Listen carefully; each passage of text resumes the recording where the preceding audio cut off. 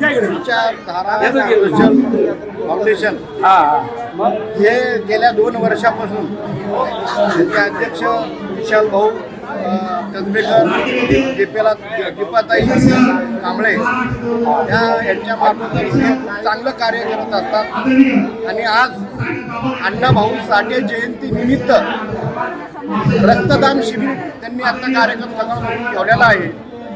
तरी हे फाउंडेशन आता चालू केल्यामुळे आमच्यासारखे विविध कार्यकर्ते व अजून नेत्यांनी जर सपोर्ट केला या फाउंडेशनला तर हे फाउंडेशन हरकन लवकर वरती मोठं होईल आणि मोठं झाल्यावर ह्या फाउंडेशनच्या वतीने वेगळे असे कार्यक्रम हे घेतील हे माझा विश्वास आहे। सांगतो जय हिंद, जय महाराष्ट्र।